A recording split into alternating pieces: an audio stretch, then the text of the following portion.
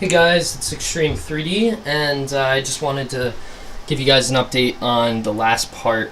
Well, this isn't the last part. It's almost done. So let me just show you what I've done. So I duct taped this entire thing.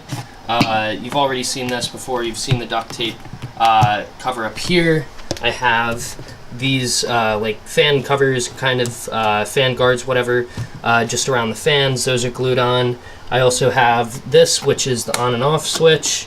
And now I have the tubes inside, and I 3D printed these rings that go around and keep them at a specific height. And I also had to glue part of it on just to make sure it really stayed on. So that's all great. Now the only thing I need to do is inside I have to add a netting type of thing just to keep the ice in there.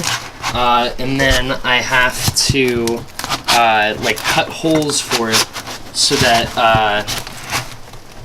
let me get that out. So I have to cut holes for it so that the tubes can go through. So yeah. I also added some duct tape to the bottom of this because some of the paint was kind of coming off of this, and I didn't want that to be blowing out into the air.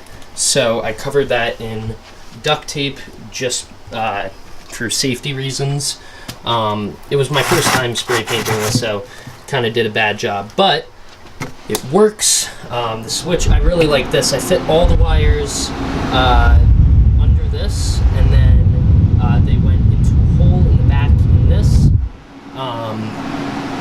And then there's the one power cable that goes out over here, and this uses 12 volts and like 0.6 amps for the whole thing. And just to prove that it works, I'm holding a piece of paper right here, and it is blowing away.